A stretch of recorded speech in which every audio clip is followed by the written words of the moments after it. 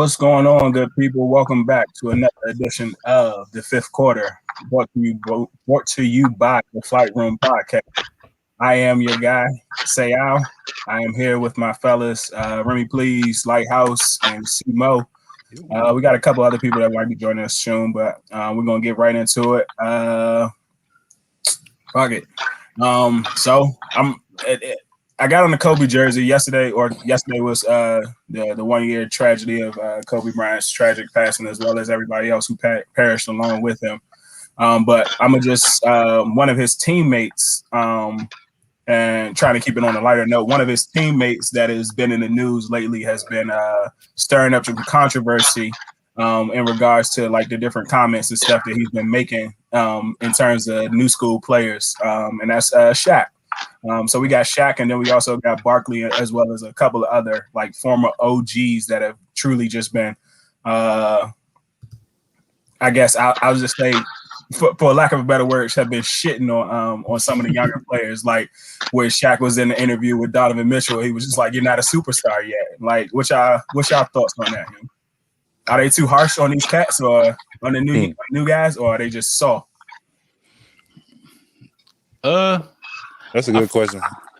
I feel like Shaq don't really mean harm when he doing shit like that. I know he pick on people and whatnot, especially like JaVale McGee, but like JaVale be giving him ammunition.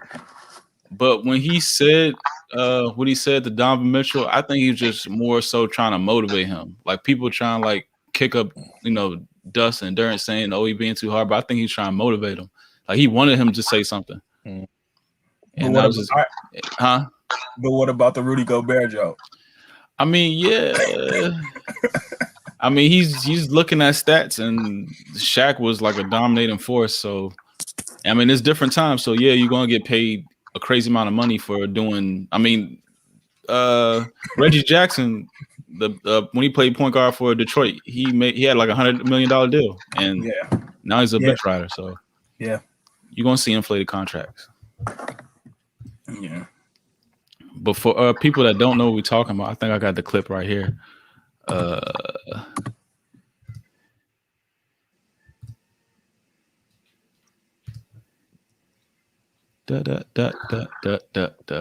we go. The beam footage. Know that you are one of my favorite players, but you don't have what it takes to get to the next level. I said it on purpose. I want you to hear it. What do you have to say about that?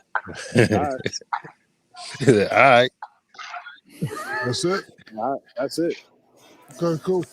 I mean, I want you to hear it. I've been hearing, Shaq, I've been hearing that since my rookie year. I'm just going to get better and do what I do. Good. At the end of the day. Well, that's what I want you to hear you say. Yes, Love sir. your game, brother. Keep it up. Appreciate it. Yeah, I think he ruffled his feathers a little bit. Yeah, I mean he ruffled him, but like he ain't mean no harm by the shit. Like he wants better out of him. He said to start out with like, "You're one of my favorite players." So I think he wanted him to rise to that next level. Like truthfully, he wants him to rise to that next level, and he's just using like negative motivation. Like maybe people praising him all this time, but he wants to put a bigger chip on the shoulder to get the most out of him. That's what I think. Yeah, I could agree with that. Yeah, I think. I mean, and then all right, let's put it like this. All right, so the guys from before, like the Shaqs, the Charles Barkley, when they was players, did they have former NBA players? You know what I'm saying? That was in these analyst positions that was being critical of those players of that age. You know what I'm saying? Like, did they have that? Because I don't think there was a lot of former players that was especially former black players that was analysts during the Jordan, Barkley, Shaq days. So yeah. I don't know. I just kind of find it interesting because I know I see this a lot because even when you go to even in the NFL, I feel like some of the former NFL players are a lot more harsher on the modern day players now.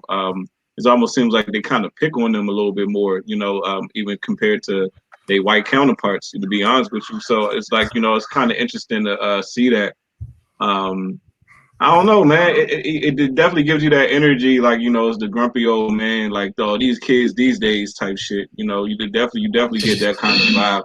But I mean, this specific situation with Shaq, I don't think that he was necessarily doing that.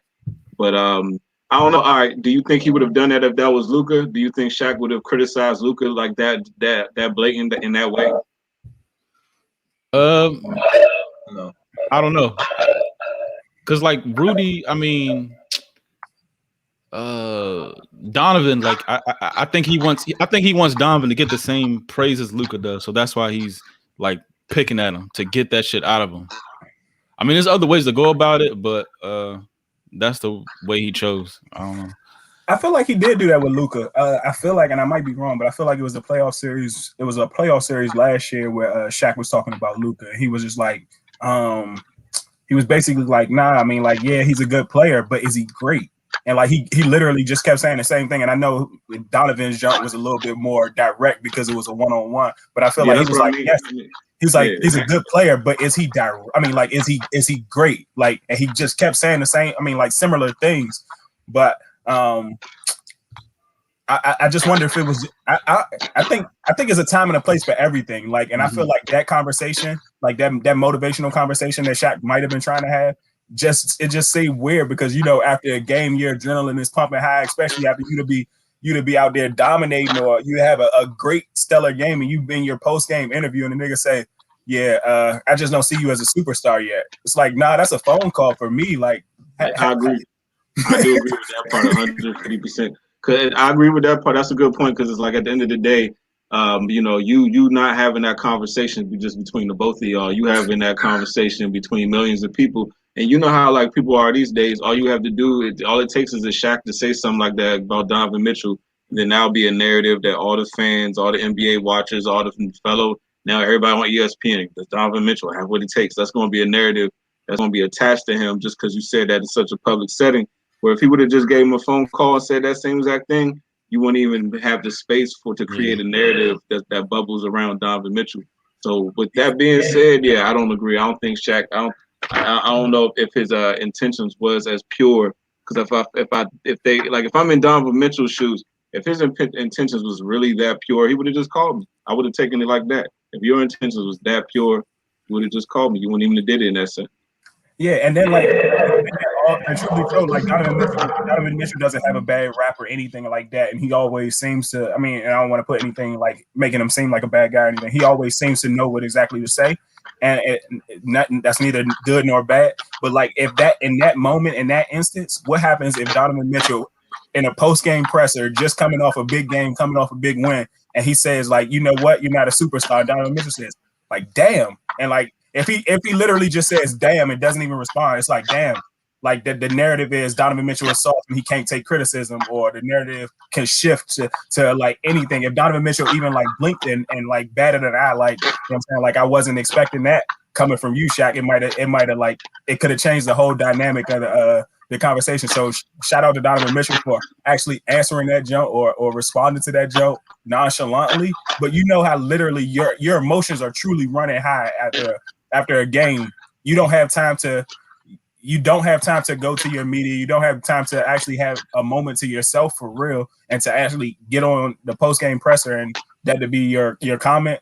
Like shout out to Donovan Mitchell for that one. What was his stat line in that game? Because I have no idea. Like this is my first time seeing that clip, so I have no idea. What was his stat line in that game?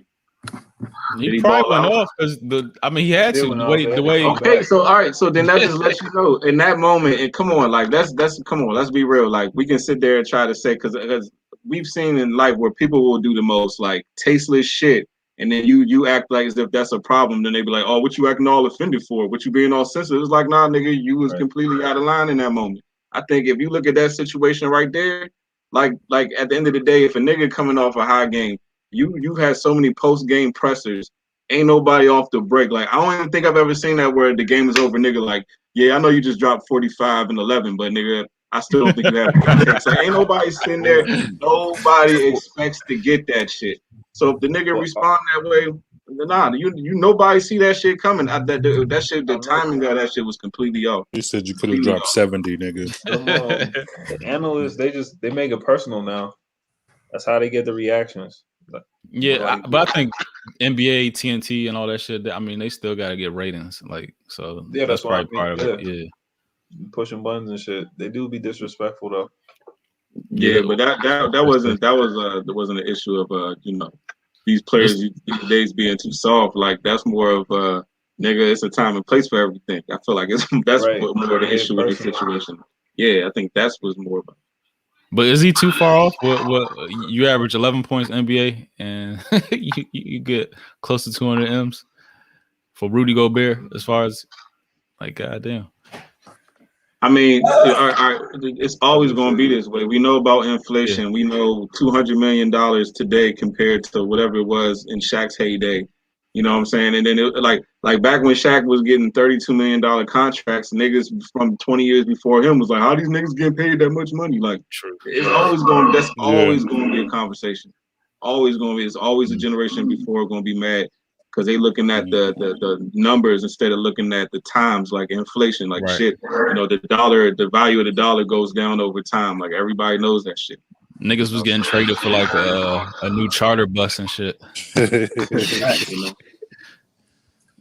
So yeah, I mean, it's easy to criticize, but I don't agree with that shit though. Yeah. Even as you think about I was just gonna say, even as you think about the 200 million, like I mean, that's what we always, or that's what one of the things that coaches used to always tell us. Like, if you're a specialist and you're one of the best at your position, like, granted, like he's not. Rudy Gobert is nowhere near Shaq in terms of actually ball playing skills, but he's a specialist. Like he's a defensive specialist that is literally able to, you know what I'm saying, man the paint and like, you know what I'm saying, rim control and everything like that. And so at that point in time, it's a premium on that. So I agree. He, like I said, when Rudy Gobert and Shaq, they're like a different template of center. You know what I'm saying? But for what Rudy Gobert does, he is one of the highest because he was defensive player of the year multiple times. You know what I'm saying? So he gonna get that shit. Like I don't see nothing wrong with that. There's maybe 3 defensive big men in the league that's in that same class. So. Yeah. For all that, we paid fucking Bertrand $80 million to come off the bench. Exactly. You know that. Come on, man. But he is stretched forward. He underperforming this season, but Yep. Because he needs John Wall. Wall. It looked good at first. It looked good at first. Last year, it did look nice. Because he needs John Wall. He needs John Wall. John Wall be getting niggas paid. Yeah. And he's gonna start getting them too. So as much as I miss John Wall, and we're missing out on him now, and he's in Houston and shit. What, like, if we can rewind time, what are some athletes that you wish that you get to see past just wasn't paying attention when they were playing? Just like any athlete you wish you seen play in their heyday. I'm gonna start with that one. So like I said, I wanted to go with somebody that literally was playing in their prime before I was even born, and I went with Will Chamberlain. You know what I'm saying? If you look back at his stat line, it was ridiculous. But I think one season he averaged like 50 points, 50 and 25, 50 points, 25 rebounds in one season. He averaged 100 points a game, and then to top all that off, he was in a movie with Bruce Lee. Like, how you can't beat that? You can't defend. You know what I'm saying? That's legendary status. So I definitely that's the reason why I would definitely hold on. He was in the joint with Schwarzenegger too. That was Kareem in the movie with Bruce Lee. Yeah. Oh well, damn. Well, either way. all right, but close enough. but Wilt knocked down 2,000 jumps allegedly. So yeah, allegedly that too. So that makes him a legend too. Yeah, definitely Will Chamberlain. Who you got, P? Man, I went with Muhammad Ali. Okay. Only because it's like the GOAT. Yeah, and it was like one of those. I don't want to say the first icon, but it was just. I know all his experiences were crazy, and just his fights being electric outside of the ring. He was like a real human being. He was a real ass dude. You know how he stopped joined the war. Right. Was really about his people. So like not only did he talk about that shit, he was really about that. So I appreciate the athlete in him too. Like like I said, he was electric. So I went with Ali on that one, man.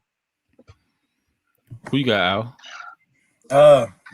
I'm different. I went with Big Oscar Robinson, the Big O, Mr. Triple I Double thought about it. himself. Yeah, you know what I'm saying? Like we see in the era now, and like even playing video games, like it was like all right, it was a difficult thing to do to get a triple double, but they said this nigga was a walking triple double 40 years ago now. Them And motherfuckers so had to be stressed, man. They had to be no, stressed. yeah, that nigga look old as shit. But that, like, matter of fact, it was 50 years ago because it was the 60s. But I'm just looking at his stat line right now. His career average is 25 points, 7 rebounds, and 9.5 assists. And for you to do that over 1,000 games, man, that's just unreal. And he was a 6'5" point guard in the 60s. So Right. yeah, Hey, he looked kind of jacked too for real right there. yeah. Who you got, Simo? I had to be controversial with mine. So I seen Muhammad Ali in there, so I had to go with Joe Louis just off the strength of you might find one or two that will say that Joe Louis was better than Muhammad Ali. Yeah, the real historians and shit. Yeah. So I had to go with the Brown Bomber. I think Ali would tell you that too. Honestly, that's the guy who, like you were saying, historians, everybody say Joe Louis though. Like I think Muhammad Ali might have been the most popular, but they everybody into Joe Louis. You know what I'm saying? Like from what I hear too. So yeah. Ain't that what they said in the Coming to America joint, the original joint? Right. Oh yeah, that's what they was arguing about. Yeah. I went with Walter Payton because like the band was just played at a high level for like 9 years, and they just call this man Sweetness. That shit sounds vicious as shit to me. And just like all the clips I seen, like this, it just like looks so effortless. Like he would spin, juke, jump over Bammers, run through Bammers, catch out the backfield. Like he was the prototype before there was like a Marshall Faulk or Barry Sanders and all that shit. And he was doing that shit back then in some probably bullshit ass shoes, mass technology in the cold Soldier Field. Like he was doing the big. So, getting smacked. Yeah. I know he had some games he was getting shot. Yeah, and he played like for the most parts of 9 seasons. So and made Pro Bowl for a break. So yeah. Shout out to all the OGs, man. With the Jerry Carroll. Yep. and he won a championship. Yep. So you can't end on a great note, or they was dominant for a couple years. But speaking about dominant players and shit, let's jump into this week's Super Bowl. Next week. Yeah, next week's. They take a week off. But next week's Super Bowl. Why can't we say, like we've seen this man time and time again? Why can't we say Brady's a GOAT? Brady the GOAT? Why aren't we ready to say Brady's a GOAT? I think because he's still playing. I think that's the only reason. Because he's still playing. But didn't you know Jordan was the GOAT when he was playing? Yeah, it was kind of. I don't think there was a conversation. I think niggas. I hear that when he was playing. I hear that, but I don't know. I give you that. I think it's a combination of him still playing and the fact that you still have quarterbacks like Aaron Rodgers, Drew Brees.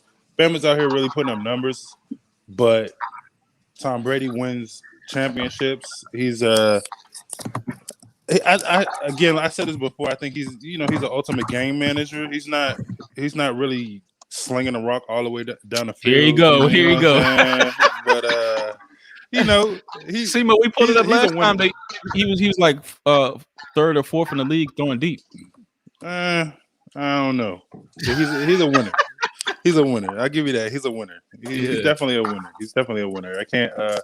Shit. I mean, talk about all the stats, passing stats, and all that shit. You can't really. That really don't matter because what they say. The man that been in like what 14 championships. No, he won. Right here. 10 Super Bowl appearances. 10 Super Bowl appearances, but 14 divisional championships. He won 14 out of 20 though.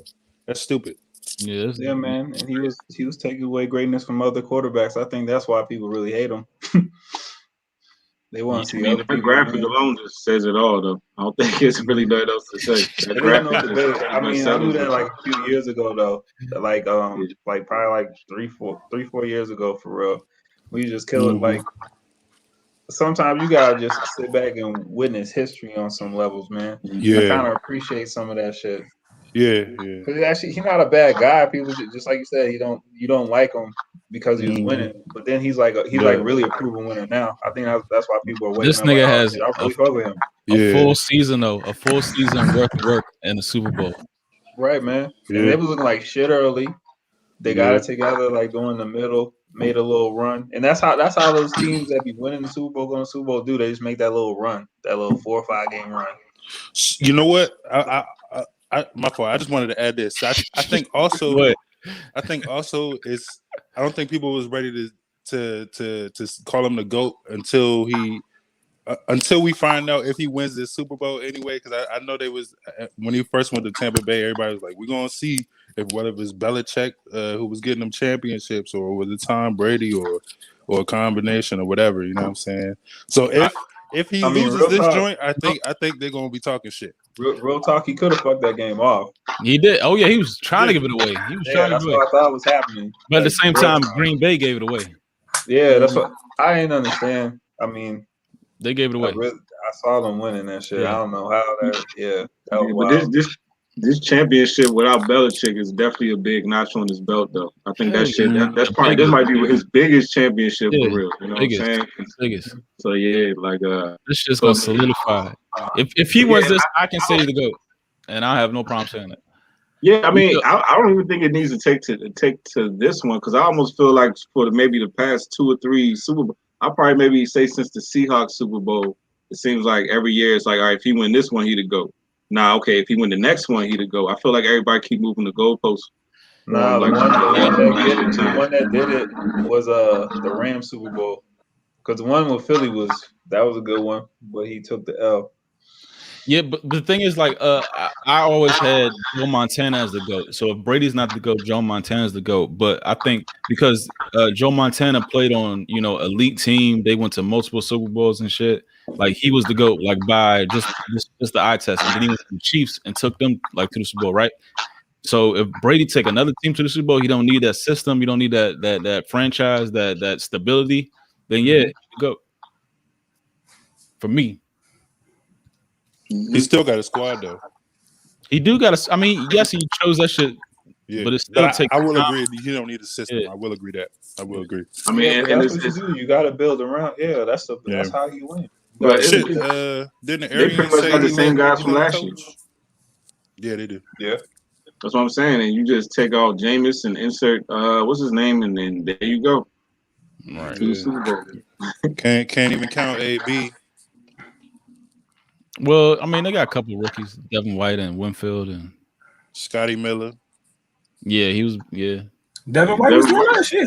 He was there last. Okay, my fault. We said shit on another episode too. Yeah. Yeah, that's right. The other Devin. Yeah, as far as even speaking on people changing, switching cities, changing scenes, it was a lot of new coaches that found new destinations, but one of the biggest names we've been hearing is from the offensive coordinators, or just coordinators in general, is Eric Bieniemy. These past 2 years, probably the hottest name in as far as coordinator. So his name is still out there. I'm surprised. I thought he was going to be one of the first people gone. Y'all think something's up to that? Like, what's going on? Why ain't nobody signed him yet? What's going on? Man, I think he's going to try to make a push. You think who is? Houston going to try to make a push. I read that they waited too long to interview him, so they got to wait till after the Super Bowl. I think they had to save Deshaun Watson from leaving. They got to hire Bieniemy. That's the key. Is that because from the Chiefs? Yeah. Yeah. I don't think he's going nowhere. They had a virtual interview with him. The Chiefs. I mean, Kansas City. No, Houston, Texas. My bad. Texans had a virtual interview with him. But yeah, I think he benefits, but at the same time, we already know the cronyism and like the actual like the hand picking of the as we talked about one time before, the ideal candidate sometimes is like that younger, fresh white boy face or that younger, fresh face. Whereas though it's like a 30-some-year-old guy, huh? Except Detroit, that nigga look like an idiot. Yeah. His press conference was stupid as fuck. Look like a fuck. But yeah, but so you get that young white quarterback coach. I mean, that young white, even young white quarterback coach or young white or coach or what have you, and I guess they're able to talk better to the media. But you already know, like, I think it's something going on behind the scenes, whereas though they fucked him over, because even like with the Houston interview, like they waited until after everything had already, I mean, after some of the cards had already shifted, and so like they waited too long to interview him, and they didn't interview him during the bye week, and that. It's just janky because Matt Nagy came out of there. You got so many other players, I mean, coaches that came out of that Andy Reid tree, but the one black dude, no chance. Yeah, and I agree with that. Because I think that I feel like with a lot of these owners, they have like a vision of how they want their teams to look.